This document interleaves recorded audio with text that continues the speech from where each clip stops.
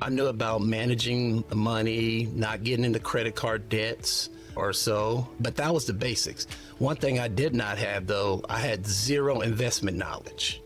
In fact, I always walked in thought investing money in the stock market was gambling. And that was probably because I saw this one movie when I was a kid. We had COVID that came along, and things just changed at the job. The environment just was no longer pleasant, and I just eventually started burning out. That passion, that energy that I had, that I was coming in every day enjoying it, just started just no longer there anymore for me.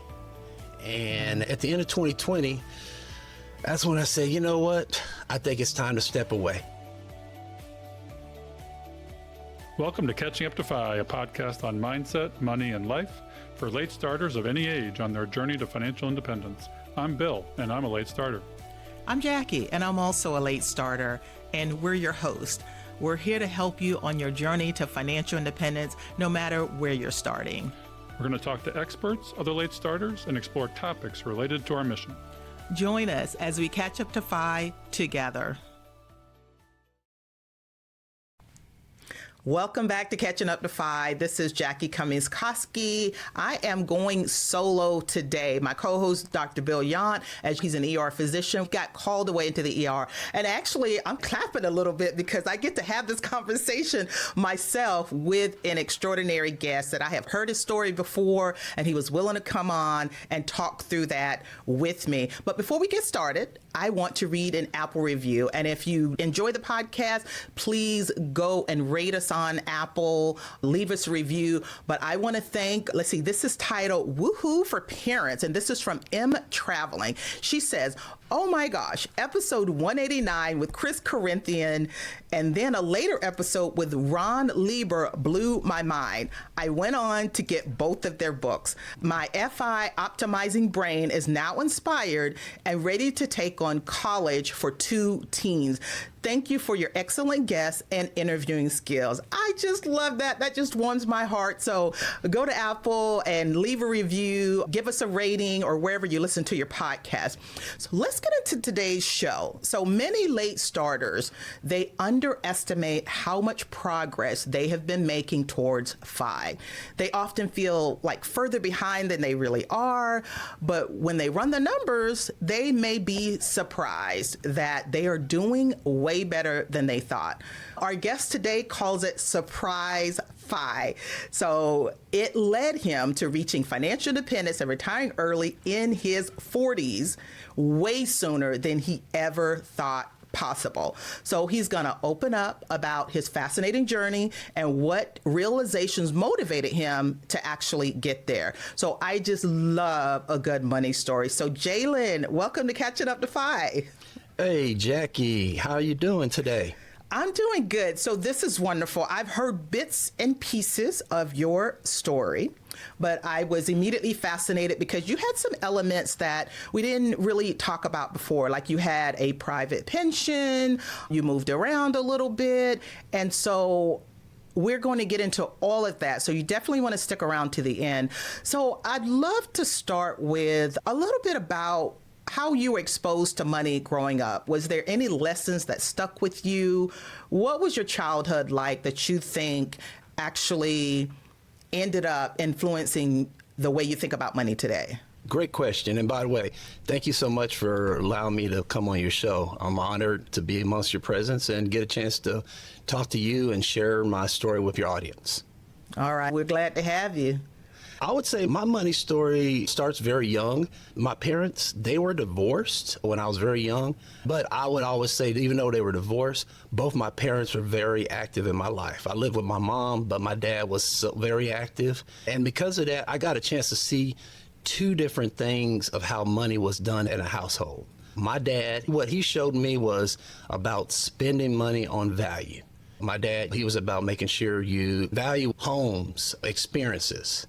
And we went on the vacations. He always made sure we had a good home to have. It wasn't always about fancy clothes. It was about having good clothes, but not always have to be the most expensive clothes. My mom, living with her, she was a magician. So she was able to show me how you can do a lot with a little. And what I mean is, so she was able to just show, hey, how you can make things go and stretch long as possible with the money that you have. And between those two, I was able at least to accumulate a little bit of both value and how to make sure your money is being utilized fully to its potential.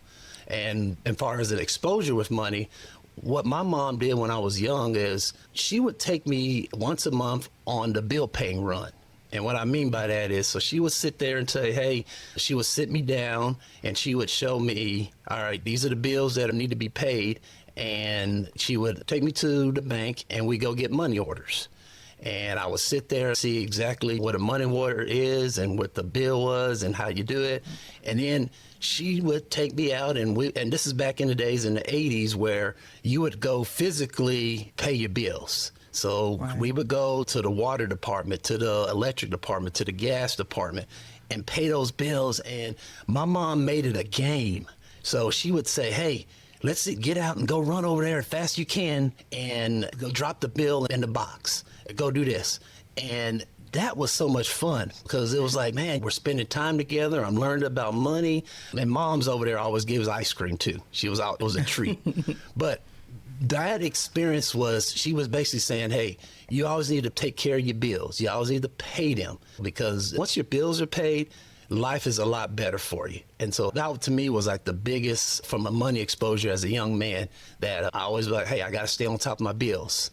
Wow. I love your mom already. So what part of the country did you grow up in? And I'm assuming your parents lived close enough to where you got to spend time with both of them. Yes, I lived in Texas, on the northwest part of Texas, and I would call it the Panhandle.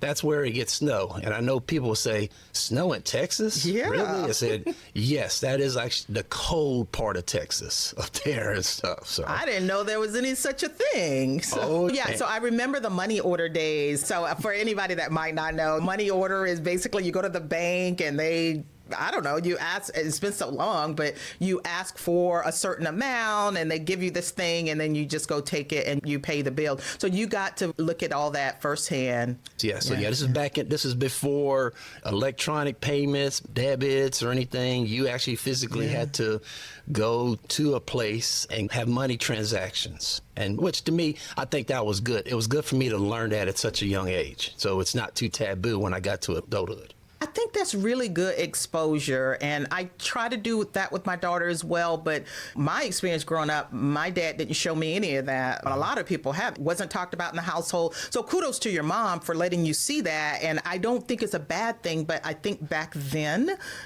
a lot of people just didn't want to share that stuff with their kids. That was like grown folk stuff. Yeah, for me, it allowed me to at least understand what does things cost. Because from utilities, I would go with her to go pay the rent as well. And in fact, she would actually hand me the money and say, okay, walk up over there to the rent lady and hand it to her. So you learn that, little small concepts.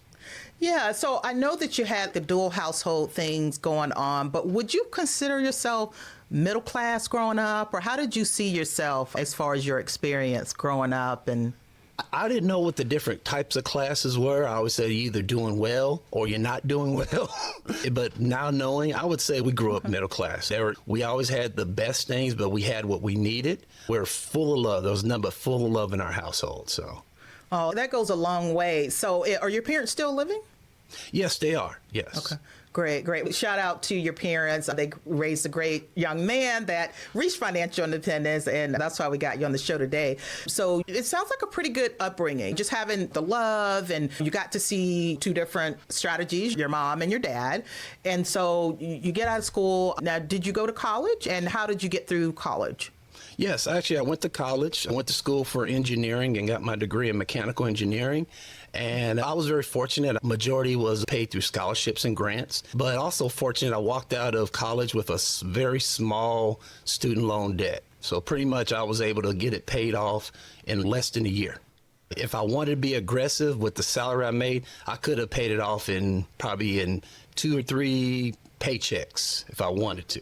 But it was one of those things, hey, I got other things I want to go spend my money on. So Yeah, because these days you get $100,000 student loan debt, and then it keeps compounding and gets bigger and bigger, even though you're paying it off. So that's awesome. Now, so did you have someone in your life that was helping you understand how paying for college worked? Like, how did you know even to get the scholarships, or did you get any kind of grants? I don't know if the FAFSA even existed back then, where you had to fill that out and stuff. Because for me, I was a first generation college graduate, and I didn't know a lot of that stuff. So I probably could have gotten way more funding for school. Instead, I was working my butt off the whole time. good question. I knew about FAFSA. I would say, so I'm a second generation college student. So both my parents went to school. But as far as the scholarship amount that I initially got, and again, this is back in the late 90s, I received only $1,000. And again, $1,000 back then is a different price range in what you can pay for.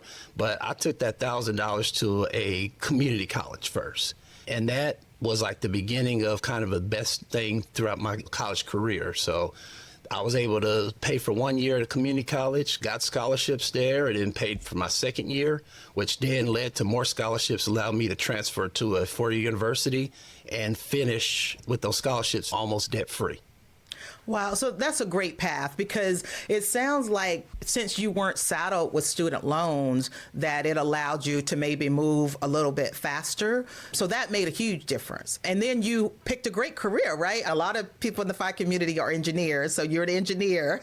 So engineers start out with $100,000, $150,000, so it's not a bad first career. So once you started that career, you got your first job. Was it in Texas, or did you have to move away? Yes, it was still in Texas, but Texas is a big old state, so I had to move from one region of the state to the other. So I moved from Northwest Texas to Southeast Texas and got my career started in the oil and gas industry, and it was very great. Learned a lot about just the whole industry itself, and it was very lucrative, paid very well, and I got a chance to work with some very smart and bright people. I think the fact that I had already a good foundation of financial knowledge, which when I say basics was I knew about managing money, not getting into credit card debts or so, but that was the basics. One thing I did not have, though, I had zero investment knowledge. In fact, I always walked in and thought investing money in the stock market was gambling. And that was probably because I saw this one movie when I was a kid that kind of made me think that. And we can go down, if you want to, we could talk about it. But yeah, I had that mindset as a kid when I saw that movie. Oh, what movie was that? It was Trading Places. Oh, there you go. That's a good famous one. Yeah, for one, it's a very good movie. When I saw that, and one of the things that, not to spoil alert, but one of the things that came out of that movie that basically a couple of characters got back at some other folks, and how they did it was they made these people lose all their money in the stock market. And I said, wow. I said, okay, so you can lose your money in doing that. And I said, okay, that's something I want to stay away from. Yeah, so Jaylynn, if you thought investing was gambling because you saw this movie, Trading Places, but right after college, you got this great job and you're making good money in the oil and gas field. So what were you doing with your money? Did you sign up for the 401k at work, or you stayed away because you thought it was gambling? And what did you do with your money instead? You know what? I actually signed up for the 401k, but I really didn't understand a little bit about it. When I signed up, folks talked high level about it, but knowing the intricate details, I thought, okay, this is just a high level savings account. And it took, actually, while I was working, a coworker of mine, he just pulled me to the side and asked me, hey, young man, are you investing your money? And I said, nah, I'm not investing my money. My money's going into the bank because I like to see my money grow.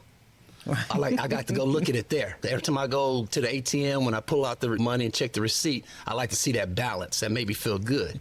And he said, so you're telling me you're not putting money in your 401k? I said, yes, sir, I'm actually am. He said, young man, you are an investor.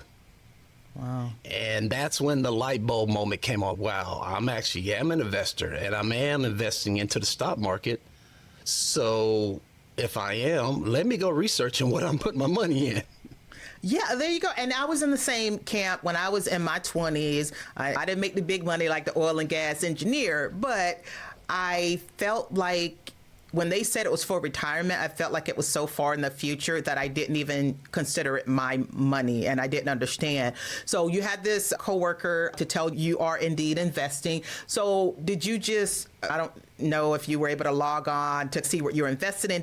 How did you go from thinking that investing was gambling and that the 401k was like a savings account to understanding that you were invested in something in your 401k and started to get your head around that? Like, what made the difference?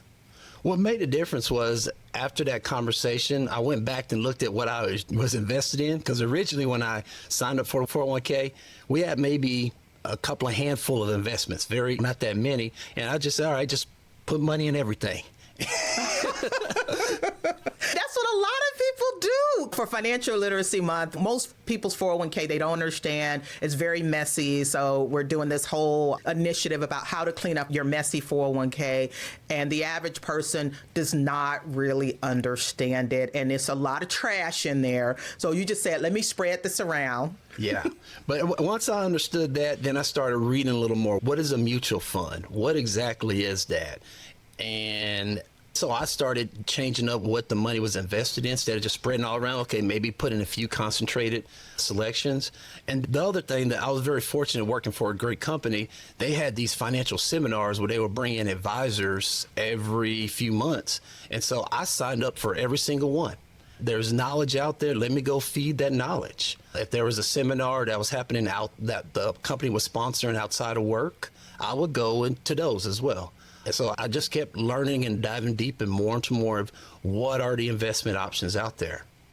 Yeah. So did you stay with that same company for a long period of time, or did you job hop? And because I always wonder as well, when it comes to the 401k, it sounds like that first company, they did a great job of providing education, which you took the advantage of, but not all companies are that way. So tell me a little bit about your career history. Was it with the same company? Were you switching jobs, moving around? What was going on there? Oh, I stayed with the company the whole time. My whole engineering career, just one company. And yeah, they were very great with any resources that you want. You have to first get out there and go ask, but they'll provide you the resources. So I was able to go to all the seminars. They had great benefits as well. And part of the thing that helped was my company, it did not offer a match. It offered an automatic contribution. Oh, okay. I'm glad you made the distinction there, because you're right. Because I don't know if they were doing that back in the day, but back in the day, if you didn't put anything in, they didn't put anything in. But they call it I got to go back to my CFP terminology, a non-contributory contribution, where you didn't have to contribute in order to get the company portion. So how much was that then? So when you started off, it started off at 3%.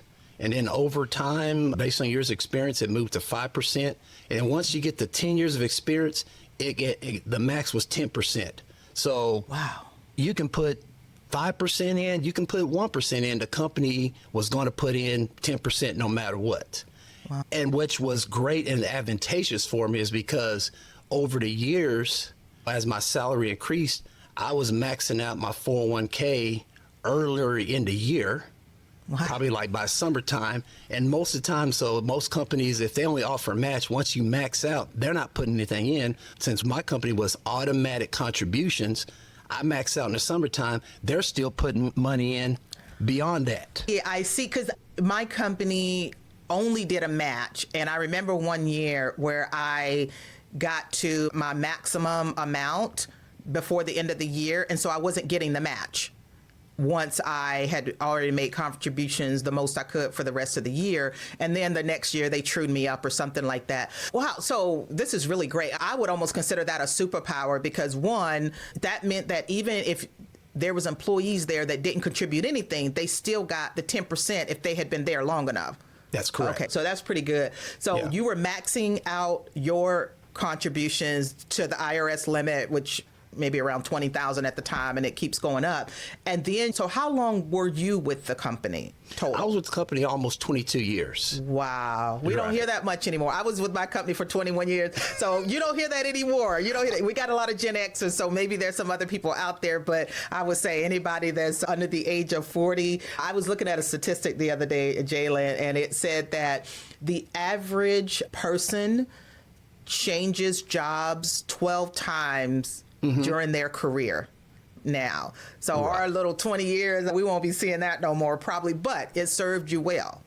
It did. And now, not to knock on people that move around, because I bet you their income probably increased quicker by doing the job hopping.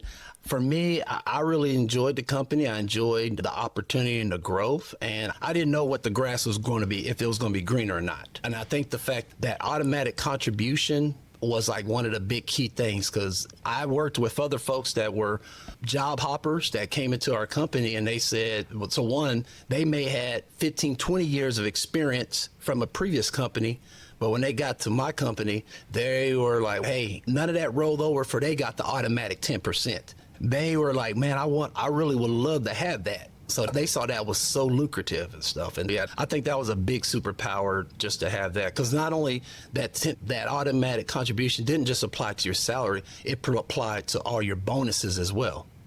Wow. Okay. So that's awesome. I had a decent match as well. And that was a little bit of the golden handcuffs, because I think once you were there 10 years, if you put in 7%, they put in 9%. So it wasn't even as good as yours. But there are some of these companies very good. So I tell younger people, my daughter, nieces, and nephews, is make sure you look at the whole package, because if they have a very generous contribution to your 401k like you had or like I had, it could really make a difference. So you said they had good benefits at your company. So what other financial benefits did your company have that made it to where it helped you financially to get closer to your FI number? And we'll talk more about how you figured that out. But tell me a little bit more about these juicy benefits. And I guess if you're in the Houston area, you work at oil and gas, go to Jaylynn's company. I would say, so other benefits was, and this was what I think helped me too, was I got a chance to relocate a couple of times with the company. So I started off in the Southeast Texas area, and then I married my wife at that time as well, and got married, had 2 kids. And then we took a job transfer, and we moved to the Pacific Northwest. So my job had a location out there. And benefit that they provide is they give you a great relocation package. And that includes, they help you sell your current house that you have, and they help you, and they take care of the closing costs there, and they take care of the closing costs in your new location as well. And they provide some monetary benefits like relocation money and miscellaneous to help get you started, because you are somewhat being inconvenienced from moving with the company. You're taking your family, going on the other side of the country. They're going to give you some money to help at least get started with deposits on utilities or anything. And so by us taking advantage of that, it was like, wow, okay, they're giving you this money and it's yours to keep and how you use it. So we said, hey, let's not spend all that money. Let's use what we need and invest that, the rest of it. So that was a good way of investing. And plus, taking the sales proceeds of our home, we put into the market too. I am so excited to announce our new partnership at Catching Up to FI with Monarch. Monarch is a comprehensive financial tool to monitor your financial health and life. I have been using Monarch for 3 years to track my spending, net worth, budget, savings goals, and more. I am not a spreadsheet nerd, and without Monarch's robust, intuitive tools and user interface, this process would have seemed impossible. I was recently also able to seamlessly share my data with our new flat fee financial planner for a retirement readiness checkup when I turned 60. He uses Monarch with all of his clients. After our analysis, I was shocked to find out that we were financially independent 3 years before I thought we would be. You can't manage what you don't measure. Using Monarch was critical in this review and planning process and remains important in monitoring my ongoing financial health. Thanks to Monarch, all of our podcast listeners and community members have access to a 50% discount off their first year subscription. Simply follow the link below and use the discount code CatchingUp50 at checkout. I am proud to say that my sons are the first to use the code to join the Monarch family. I encourage you to share this link and code with family and friends who need or want to take back their money and grow their wealth.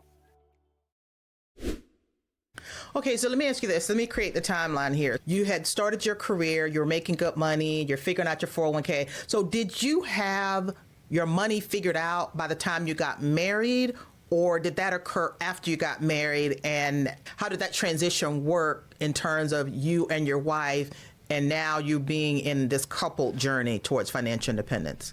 Great question. So I got at least in a good money position going, but as far as both saving, starting understanding what I'm investing in my 401k, and I also started investing into a Roth IRA. And then when I met my wife, and I would say this is like my ultimate superpower, okay? Yeah. My wife, we were both equally yoked. So she was a teacher at the time. And when I met her, one thing, I always tell everybody about my wife. So one, she's very beautiful. Two, she's tall. I'm 6'3". She's almost 6 foot as well. So I know you're tall. I've seen you before. And so that was the other thing. And the thing that really I enjoyed was she told me, hey, I got a budget. And she showed me her budget. And I said, wow. Okay, So she was already on point with her finances. And that complimented us great because we were both all on the same page. We were about, let's live well with what we got, but let's also put a little bit away for future use as well. So I got to give credit to my wife as a great superpower. So definitely have the right partner on hand. Yeah, exactly. I've heard that again and again. Your partner can be your biggest asset or your worst enemy or whatever. Okay, so you moved to the Pacific Northwest. You said, was that in the high cost of living area? Yes, it was. And I guess give you some reference. So I started my career in 2000, met my wife, married in 2024. I'm sorry, in 2004, apologize. Oh, you better get that right. Yeah, I know, yeah. And then we had our 2 kids, and in 2011 is when I left Southeast Texas and moved to the Pacific Northwest, to the Seattle, Washington area. Okay. Oh, definitely high cost of living area. Yes, so definitely high cost area. And the other piece, though, that was interesting is we went from a dual income household to a single income household. And the reason is we had no friends, no family there. And my kids were very young, 2 and 4 at the time.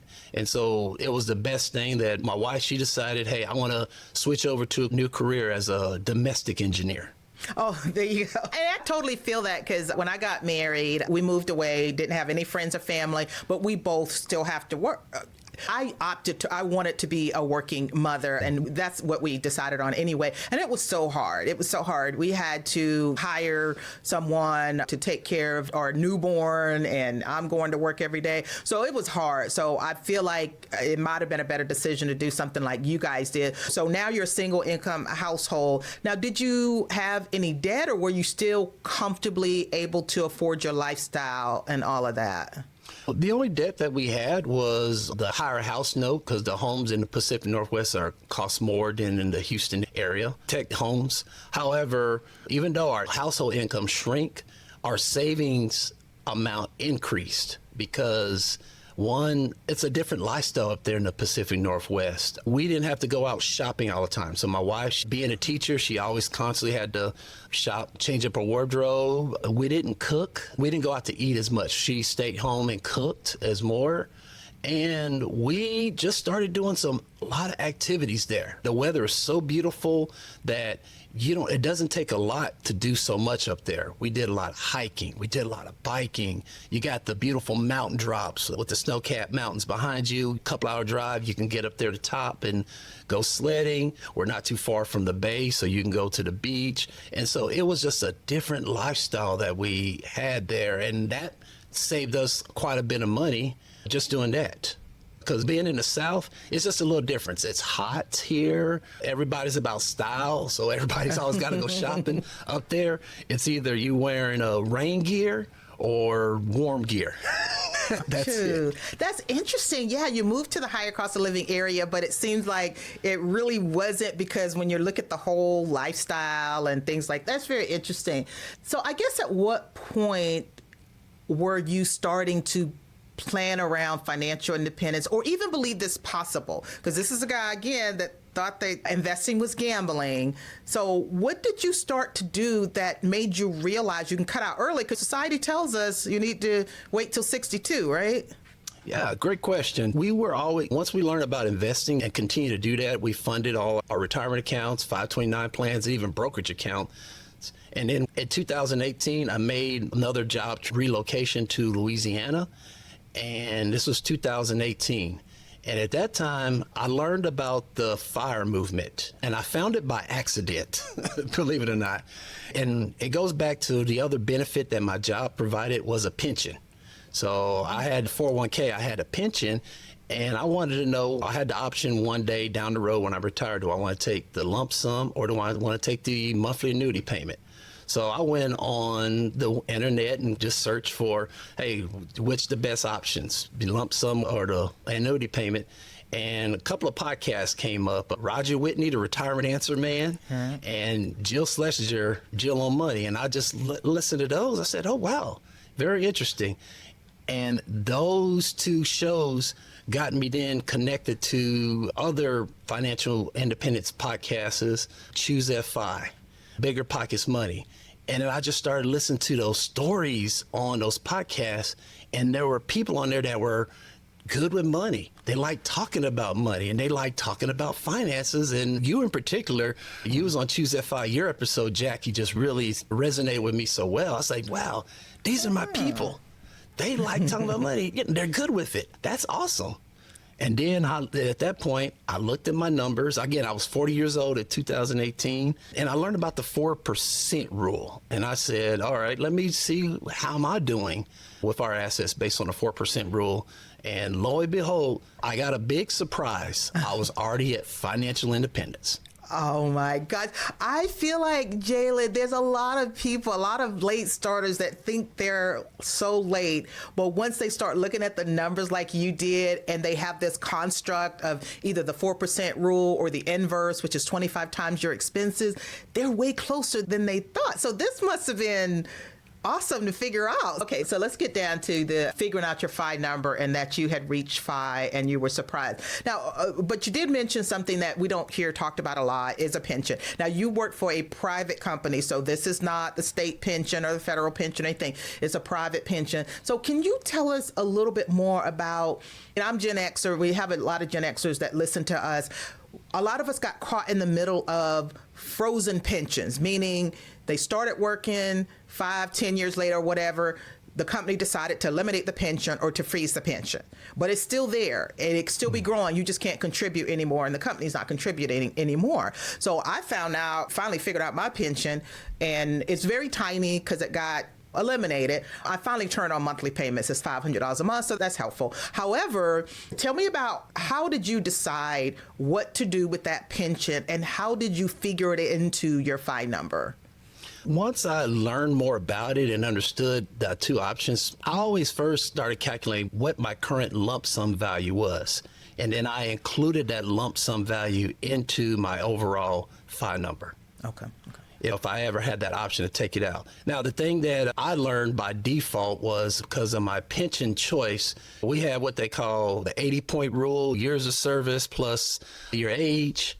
You had that, or you had this other different path of how a pension was accumulated. And I fell into the new default path of you start off high, but it just slowly grows. Versus if you go the other route where you got to have so many years of service, it starts off slow, but it takes off high. And eventually those 2 points, they will intersect, but then it starts to diverge from each other. And so since I was on the default mode, I said, you know what?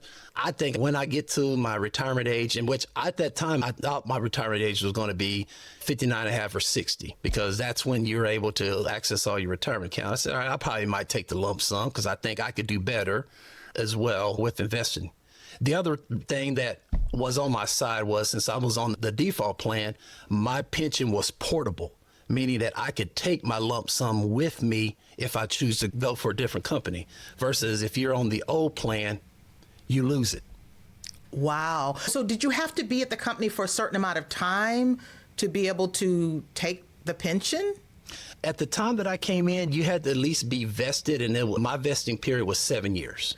Okay. And so you had been there long enough. And I guess that's something has changed over time, because it used to be where if you had a pension at your company and you left, the pension stayed with the company until you retired. Like, you couldn't take it with you. It wasn't portable. And these days, they're like, we don't want to mess with your pension. You could take the lump sum, or you could turn on the payments or whatever. So it had a cash value. So you got to see the cash value and different options with an annuity payout or just a monthly payout. And I could say that's probably one of the best, besides the Social Security, that's a pension payout from a company is about the best type of annuity you can ever get. There's no fees or anything, and you just get it through your company. I'm like, we don't talk about these type of annuities. They're not around very much, and obviously it's a part of a company benefit. So you had the 401k that you were maxing out. You had the lump sum pension, and you added all of that. And did you just use the 25 times your expenses as your FI number? That is correct. Yes, 25 times with all our investable assets, basically liquid assets. So you didn't count your house? No house, not net worth, no equity in the house. Just basically between, like you said, the 401k, my value of my pension, our IRA accounts value, the 529 plans as well, and what we had in our savings and accounts, and also our brokerage accounts too. So across all those different assets, I use that to calculate our FI number. Okay, so you got to the point where you were maxing out your 401k to where you were like, where else can I invest? And that's when you started with the brokerage account and, of course, the IRAs, which the limit to those, that isn't that much. Okay, so how old are you when you realize we are FI? I was 40 years old. Oh, wow. So you quit at that point, right? You know what? No, I didn't quit. It was one of those, it's great. It's a nice milestone. But I was like, I love my job. I love my job. I love the company I'm with. I'm happy. I wasn't ready to step away because I enjoyed just coming into work, doing what I do. And my wife always kept fussing at me because you talk so much about your job.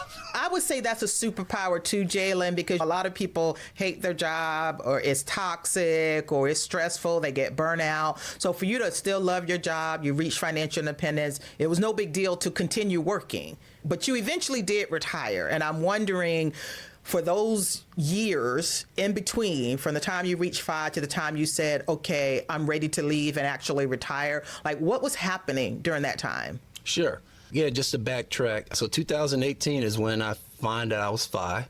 And in 2020, we all know what happened. We had COVID that came along, and things just changed at the job. The environment just was no longer pleasant. And I just eventually started burning out. That passion, that energy that I had, that I was coming in every day enjoying it, just started just no longer there anymore for me. And at the end of 2020, that's when I said, you know what? I think it's time to step away. It's not good for me. It's not good for my family. And it's not good for the company either, for me to be in this state as well. So that's when, at the end of 2020, I said, you know what? I want to work one more year, and then I want to step away from the work at early 2022. And that's when I started putting the plan together. I have a financial advisor, and I said, hey, let my financial advisor look at my numbers and just give me that extra validation. Even though I knew it, but it's good just to have that. And I had actually 2 independent financial advisors actually check my numbers and what I was doing, and they said, yeah, you can leave anytime. You're good. And then I came and talked to the boss at home, and to make sure she was on board with it. And she said, yeah, let's do it. Wow. So I always say choose retiring early before retiring early chooses you. And because it's so powerful that you had reached financial independence. So this is what financial independence really means. You weren't ready to go at the time. You were happy with your job. And I hear that from some people. Oh, I love my job. I don't want the RE part. That's today. Things can change anytime. And it's just so interesting how things change for you, because the boss, like you said, the boss could change, the environment, so many things. But you already have this lever that you can pull at any time because you set yourself up financially. So kudos to you. And I think the other piece was, I told myself, I want to work one more year because I needed to get prepared. I had some good preparation. I need to be prepared financially. I need to be prepared physically and I need to be prepared mentally. And what I mean by that is, from a financial standpoint, sure, it's okay to work. Let's work 1 more year. Let's pad the extra money, make sure you have enough. And the other thing is, we was in Louisiana, and part of our retirement is we wanted to move to Texas. Wanted to move to Houston area. One, because Texas has no state income tax. Oh, there you go. And number two, the Houston area is very affordable. It's probably I would call it a mid-level. I wouldn't say it's not a high level, not high, it's probably mid-level cost of living. Homes are very affordable. The Houston area has great medical system, good public schools as well. Now, the only thing is, and since Texas does not have an income tax, state income tax, we do have high property taxes. So that's the trade-off. I know they get you one place or the other. And Bill, my co-host, he lives in Tennessee, and they don't have any income taxes either, but they get you in other places with tax. Yeah. But part of me working another year enabled me to make sure I secure a mortgage in the Houston area, because if I don't care how much money you can have millions of dollars in your bank accounts, in your accounts and stuff. If you don't have income coming in from a job, banks won't give you a loan. So I wanted to be sure I had a mortgage, established that before I leave my job. Yeah, see, Jaylynn, I found that out too late because I thought I would be in the same house that I'm in for a long time, and I wasn't even thinking about that. But you're right. They want to see the traditional really W-2 income earner, because even if you're self-employed, they want to get tax returns and they want to get all this stuff. So for anyone that is close, they should do what you did and think about what kind of loans, or if I need to borrow money, what do I do? Now that brings me to the question of a lot of people, especially a lot of people, the financial experts and stuff, will say, don't go into retirement with a mortgage. So did you still have a mortgage when you retired, or did you want to pay it off? No, I went into it with a mortgage, and in my retirement, number one, it's a low interest rate. I was very fortunate. It's less than 2.8%. Wow. And so that's one reason. And the other, and so I would say it's cheap money, because I'm making more money off of the money I have that's invested. Yeah, it's in the rate of inflation. Yes. And the other reason is this home that we secured before I retired, this is not my forever home. This is just a home that transitions us to get my kids through a good public school system, a good neighborhood. And then once they get through high school and college and they're off for where they are, then we're going to sell this home. So I didn't want to sink a lot of money into a home that's not my permanent home, because it's hard to get that money back out. It's cheaper to hold on to it than put it into your home. Yeah, me and Bill have this debate all the time. Now, it meant a lot to him for him to pay his house off. Mm-hmm. I purposely did not pay my house off, so I do still have a mortgage. It's just built into the budget. So I think it comes down to, really, it's a psychological question. Now, I'm assuming, was she on board with being okay with having a mortgage going into retirement, or did she think a little different? Oh, she was fine. My wife, I would say, again, the superpower that she brings is, she's very supportive of me. And her biggest thing is, when I go and have to spend money, there better be money at least in the account. I don't want to. I don't want to get an invalid transaction. There you go.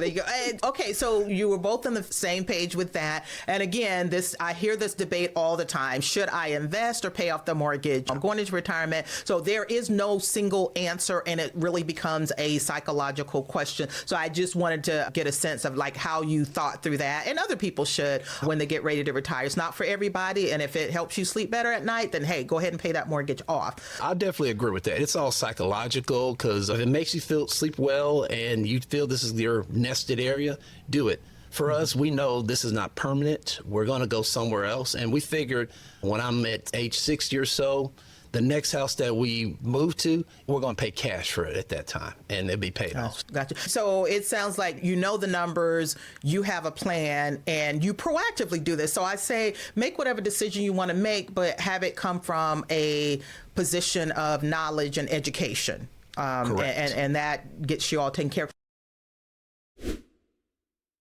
So I was curious also about your investment. So when you you rolled over your pension cash value, you've got all these different vehicles. You said you had the 401k, you've got your Roth, you've got brokerage accounts and things like that. What was your overall allocation? Was it all in stocks and did it change as you approached retirement? That's a great question. I would say, so the way we structure our finances is we structure it into 4 different bucket categories. In financial services, you always heard of 3 buckets: the tax-free, tax-deferred, and taxable. We have those 3, but our 4th bucket is the 529 plan.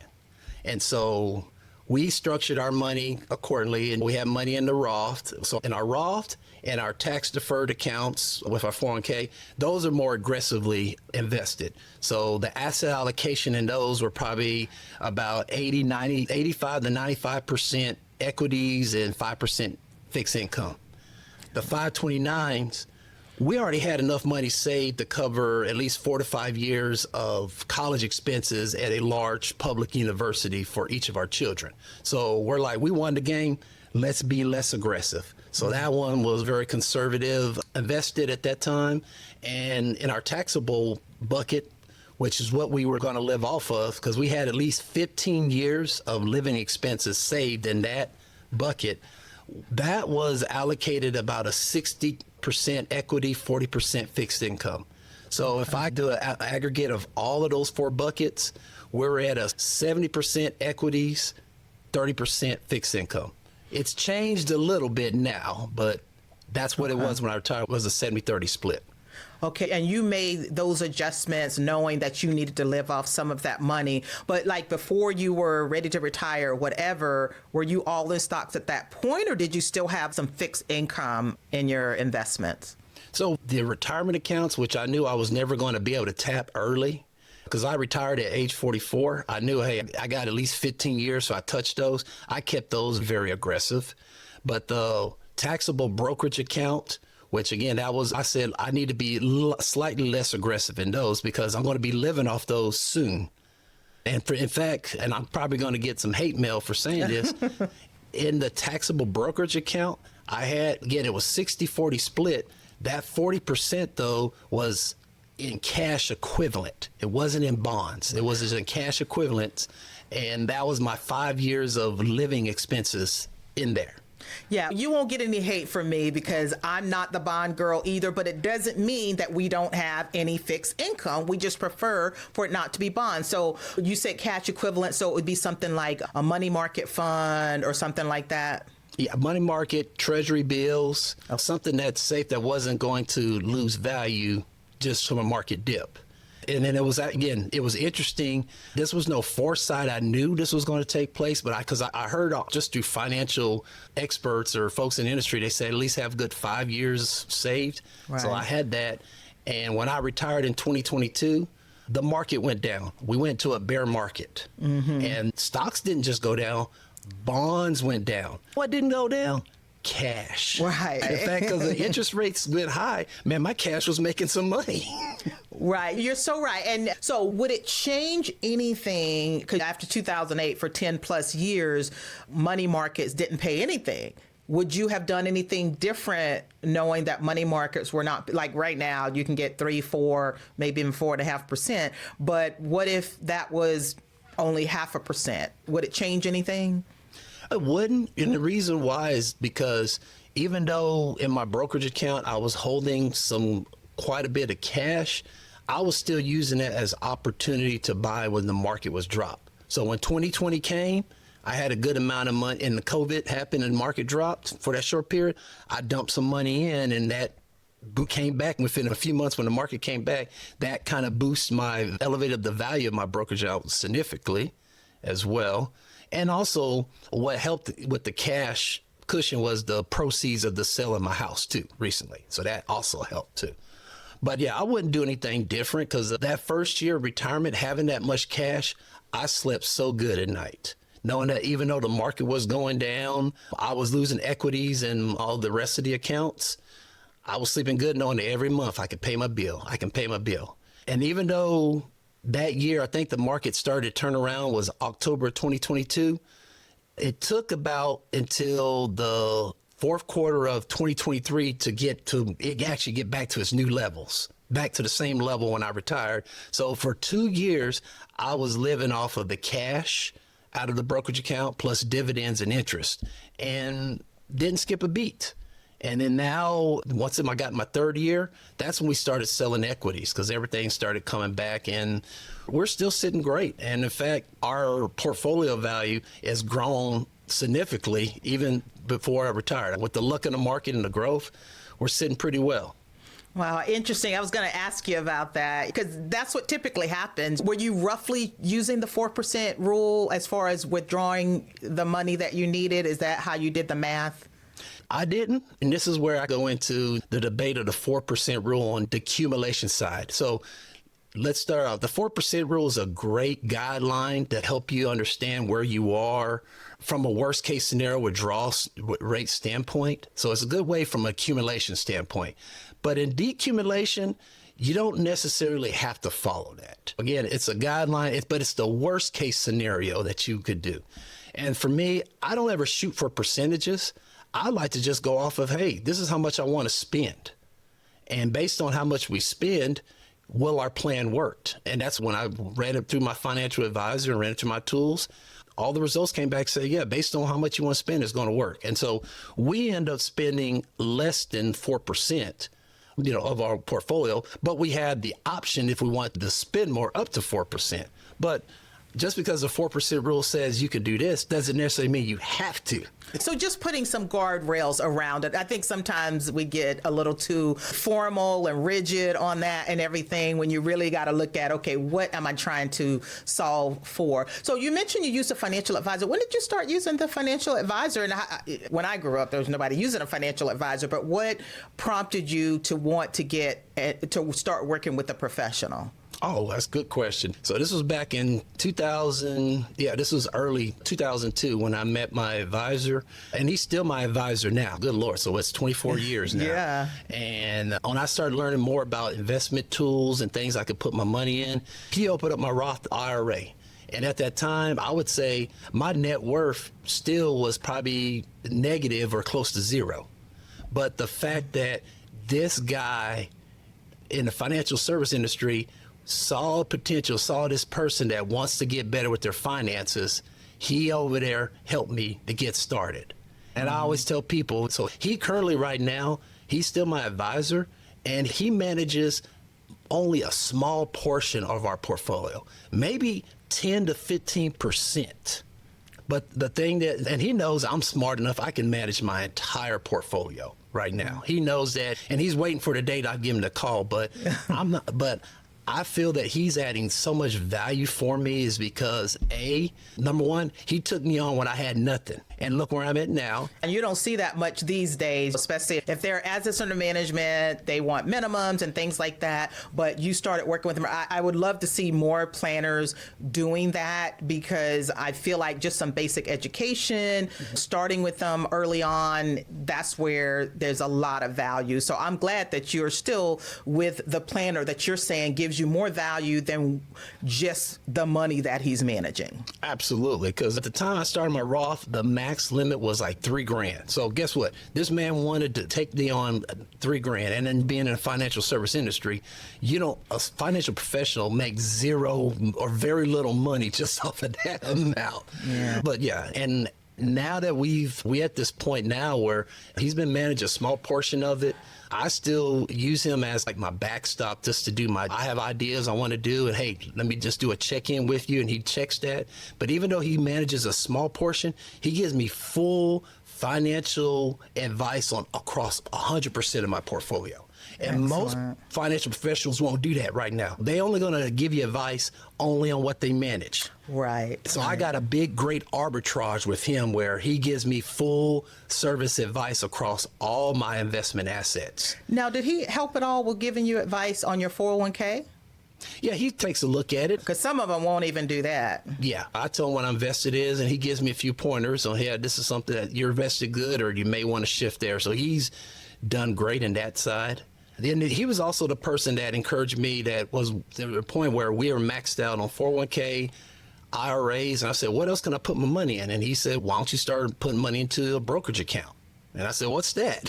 And he said, wow. let me show you what that is. You know, sometimes I don't hear too many good stories about financial planners from way back in the day. And I'm just so happy to hear that you had a good experience and that this person influenced you and helped you on that journey and during the time that you were learning all this stuff. So that's really great to hear. Oh, yeah. And I tell people now, I keep him on my payroll as an advisor because A, the value, but B, he's also my backstop. If something ever happens to me, he knows where all my financial bodies are buried. Okay. And even though my wife, she has access to all the accounts, all the passwords, during a death, some people aren't thinking rationally. And so he is a person that she can call directly and say, hey, I need a little help, or hey, where's some money? And he will walk her and show her exactly where stuff is at. And so I figure I got this great insurance policy in hand with this guy that my wife already knows, has a great relationship, and she trusts.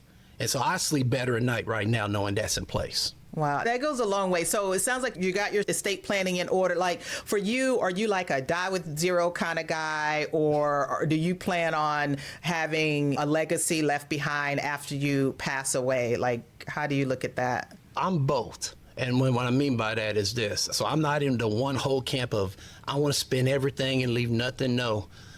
Die with zero to me isn't about spend all my money. I want to die with zero regrets. And zero regrets doesn't mean not spending money. It's just experiences. Right. Doing some things that I want to do. And yeah, which does take money. But at the end of the day, if I want to experience what I can with me and my wife, but I also want to have experience with my kids as well. And the regrets I don't want to have is I didn't take advantage of the opportunities to do that.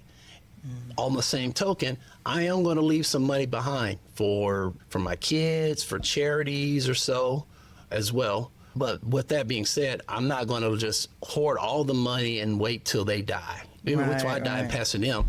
I'm giving them money as we go because I want to help them get to financial independence early. My son and daughter, they see a blueprint of what mom and dad has done. We're here, retired in our 40s, we're home, we're available. And we want to help them achieve that too. Yeah, and I did want to ask about the kids. So how do the kids view you guys now that you're retired, you're not going off to work every day? Good, bad, or how are you taking advantage of the opportunity to, like you said, show them how you're doing it? Man, great question, Jackie. I would say at the beginning, it was a tough transition because when we left Louisiana, my son, part of the reason we wanted to move to was my kids have always moved around to different schools so many times. And I said, I want this to be the last time they have to worry about moving. And so my son was starting high school and I wanted him to be able, okay, you start here and we'd be able to finish here. And my daughter was going to go to be in the middle of middle school. And they've always seen mom being at home when we made the first transition. So all of a sudden, when they come home, they see me, they was like, hold on. Okay, why are you here? You need to be at work or so. That was first the thing. But then after a couple of months, then it's almost like when they come home from school, I can hear them come through the door and they're like, okay, hey, we're home. Hey, where's Dad? Where's Dad? And both of them want to run up and tell me about their day. They want to tell me what's going on. And priceless right there. Yeah, and I tell people, you got to give your kids, for me, when they come into the door, give them at least 15 minutes of your undivided attention. Because that is what they're going to come and just share everything with you. And if you are so distracted with your portable devices, your television, they ain't gonna talk to you. So I make sure, hey, I shut everything down and I just let them go. And that has improved our relationship so much. Wow. And that probably would have been me as a working mom. And I'm happy that I did reach financial independence, retired early. But by then, my daughter was an adult. And I think about the times that I missed with her when she, especially after I got divorced when she was like 9 years old, was, I think, constantly distracted, working too much. I'd basically be running from work to pick her up at the daycare at the last minute or the after school program. But that is beautiful. That is probably one of the biggest reasons of reaching fire and actually hitting the RE part where you are there more with your kids at that age. And I believe it's a positive influence when they see what you have done and that you are more present. So that must feel really good.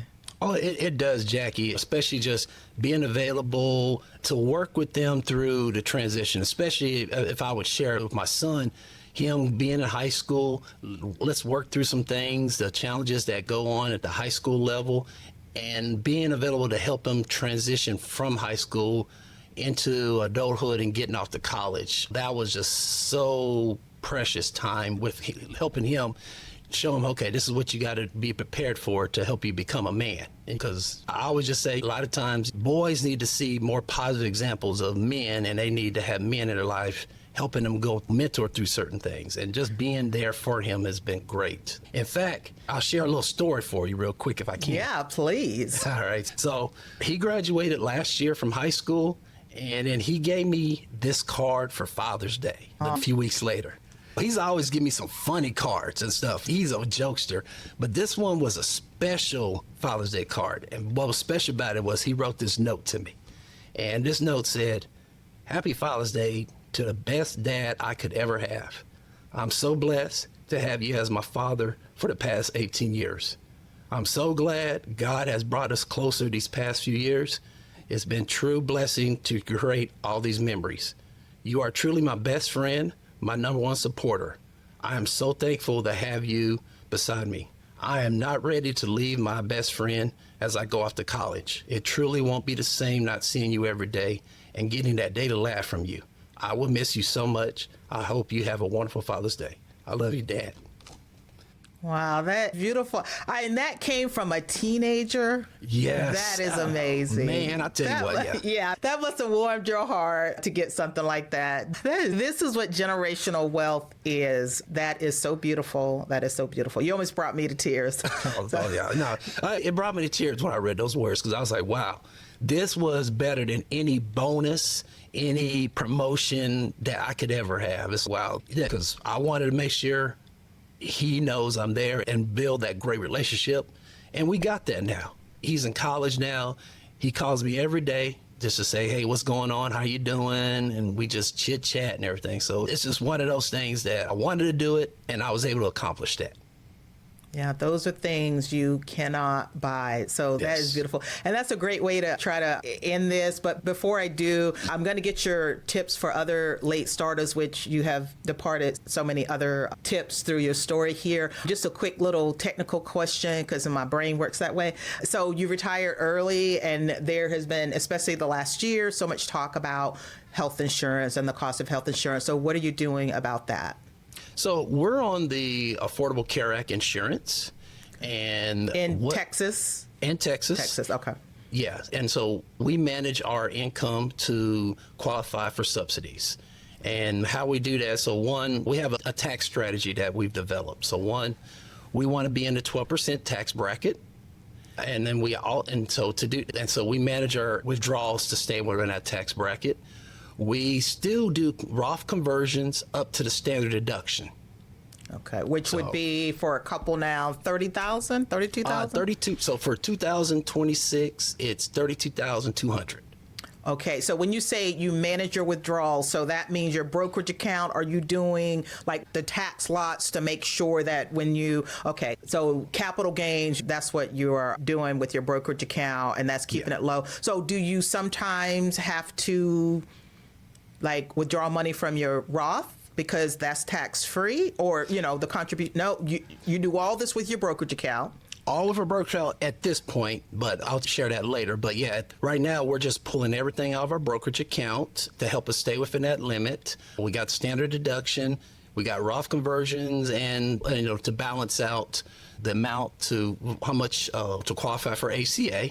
And by the way, since we're a family of 4, our income limit to qualify for subsidies is a little over $128,000. Okay. So it looks at the number of people in your family, and so your son is just going off to college. So all 4 is on your health insurance through the ACA, and they go by, when they started off at poverty level. I think you qualify for a subsidy. I think it's 400 times the poverty level or whatever. You can still qualify for a subsidy. Okay, you are doing Roth conversions, you're taking money out of your brokerage account, and you're still able to manage to stay within the 12% tax bracket. Okay, that is awesome. Right. You're smart. smart guy for sure.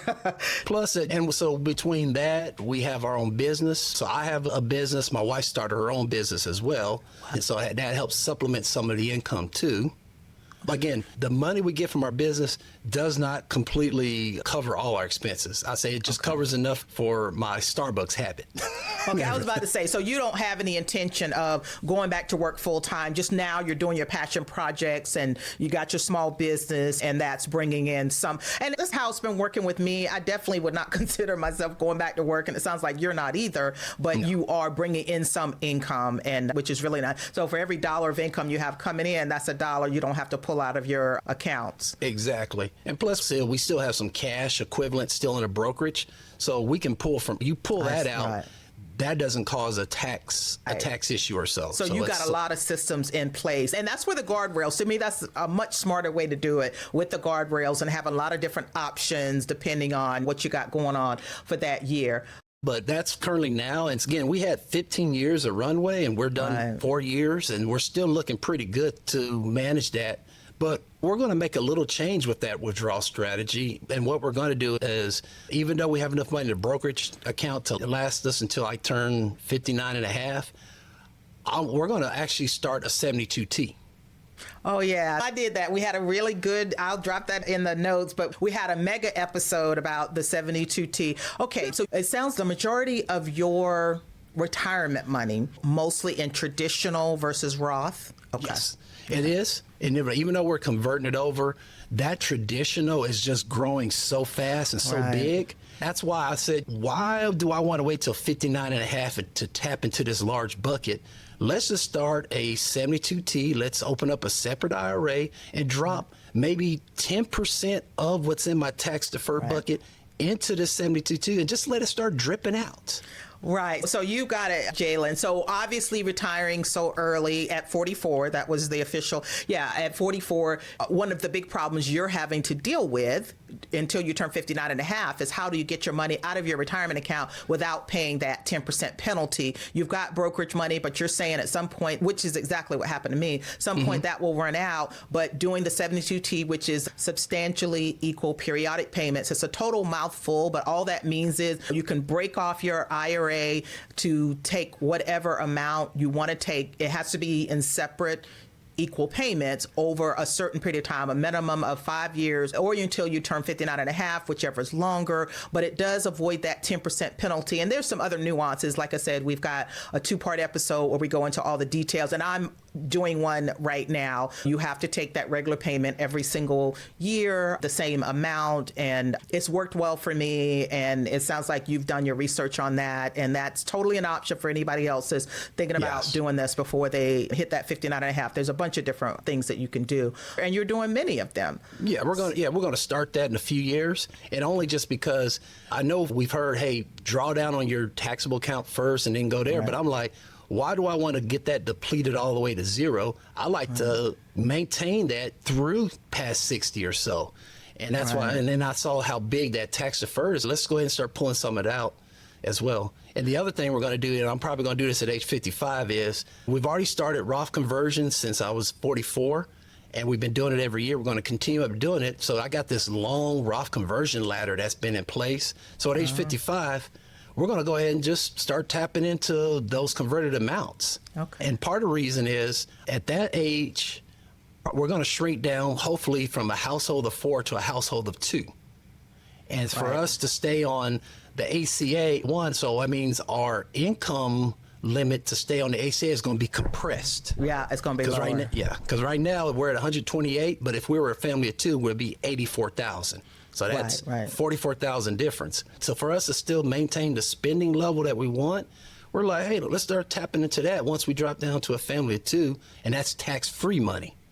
Exactly. So you got that all figured out. Now, I'm so glad you did mention that you have a small business, you're doing something you really love, which is focus on financial education. Tell me a little bit about that, if you want to share your information or anything. I'm glad to see someone as smart and as savvy as you to say, how can I share this? And I enjoy doing this. How can I empower other people? So tell me what you're doing, and if someone's interested in maybe connecting with you, how would they do that? Okay, great. Yeah, so when I left my engineering career, I gained a passion in this personal finance space. But I said, hey, I want to go do this. But I didn't know how to do it right. So when I say how to do it right, I just said, okay, maybe I just need to go work for a financial company. So I went and got experience at different financial firms as an independent contractor and learned a lot, learned so much about the business. It's totally different from being from the consumer side. So I learned about how the financial sausage was made. And I was able to get licenses and everything and got some experience learning how to do financial planning, how to have the conversations with people to actually and understand their goals and objectives. And that was great. But then I decided I want to take a pause in doing that because that was starting to be full-time work. Oh, yeah. And working for firms. And I'm like, I'm retired. I'm supposed to be enjoying my time. So what I'm doing now is I just do a lot. I do financial coaching where I really like to just really start from the beginning and help people with their budgets, help people with their finances and get things in order and try to point them in the right directions on how they can get better. I also do financial mentoring as well. And financial mentoring is basically you already got the processes, the tools, and the behaviors in place, but there may be a few blind spots that you have questions about. I got people that call me up and sit down and chat. Let's go over and let's talk about it. Let's look at some things, and I just give them some pointers. And that to me is so rewarding because I just enjoy that. Especially, I like to help people, especially in the coaching business. I like to serve a demographic that the financial services industry really doesn't focus on, and I call it the underestimated demographic. You benefited from somebody that gave you a break and started working with you. Yeah, exactly. Because I go back, most financial service people, they ask you how much you got, how much, and then they'll take you on. And I'm not slamming those advisors that do that service. I understand that. I'm in a position of abundance and wealth. So I'm not doing this to make money. My mortgage and the bills are paid forever. Right. So I'm doing this because I just want to help people, and I just want to be that little small beacon in the light to help others because somebody did that for me years ago. Right. So you just do that on one-offs, or are you still trying to do a business around that? Right now, yeah, I have a little business with some coaching, and I got a few clients, and I only like to concentrate my coaching business only on a few because I don't want to make it so intensive and everything, and I figure I can give great quality service and attention just to the vital few that need it. But then the mentoring is just one-off. When I go to Choose F5 meetings, I got people that sometimes call me or ask me questions or want to ask me about my advice because I'm very transparent. I share my story information. They say, hey, is there some things you would give me advice on? And I'm like, sure, let me help you out. Yeah. That's awesome. I appreciate that you do that. It's not enough of us. The financial planning model is starting to change where there is the advice only, an hourly fee or something like that. But prior to that, it was so hard for the average everyday person to get professional help. And I'm glad to see that's changing. I'm glad there's people like you that's willing to mentor and things like that. And I'm glad to see that you are the product of someone that was able to work with someone early on before you did build your wealth. So yeah, you just done it right. You came all the way from thinking that investing was gambling to reaching financial independence, retiring early, getting that lovely card from your son. I would like to leave our audience with your final words of wisdom, because we serve late starters, and that's not really an age. We have some people in their 30s, some people that are in their 60s and in between. But what would be your best tip for someone that's just waking up, starting late on trying to get things together and to move like you've been moving? The first thing I'll tell you is this: congratulations. Glad you have waken up and decided to do something different with your finances. So that's a good thing. And with that being said, don't seek for perfection, seek just for progress. I've come across people that want to do better with their finances, and they're looking for that perfect investment, that perfect thing. And it's not about that perfect thing. It's about the small little actions and behaviors that you're trying to do. So definitely don't seek for perfection, seek for progress, and you will get to the perfect spot that you want to be. All right. That's a beautiful way to end, Jaylynn. This was so amazing having you today. I did this without Bill, so it felt so good to get all of my questions in. I love a good money story. It's like watching a movie where I actually get to ask the actors questions, but you've had a beautiful journey, you and your family. It's just been amazing. I think you're an inspiration for many. And I want to remind our late starters that it is never too late to start. It's better late than never. And it's always the right time to catch up to 5. So we'll see you next week. Bye. So, Bill, as you know, we cannot do this show without our amazing staff and the people that help us put this on. And our editor is Fritz Brazard. We love them and they keep us going. Yeah, Jackie, I mean, this show wouldn't have the quality it has without our folks, our peeps. And we'd also like to give you a few calls to action for the show. We love our community and we hope you love us back. If you would like to support the show and our mission to help late starters, you can do that at Buy Me a Coffee, which is a platform that allows you to make a donation. The link is in the show notes and on the website. Check out the show notes for resources mentioned in today's show. Also, head on over to our website at catchinguptofy.com and check out our vetted resources, partners, and affiliates for discounts and their services because we love sharing great deals. Please share the show with others and head on over to our Facebook community to help us grow. If you prefer video, head on over to YouTube and watch the show there. We hope you've enjoyed this episode of Catching Up to Fi. We would appreciate it if you could also leave us a 5-star review to help our message reach others.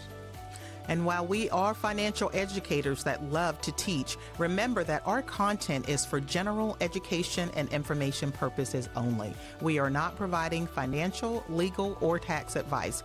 Always do your own research or consult a professional before making important decisions. So, Jackie, we'll see our audience next time on Catching Up to Fi. Cheers.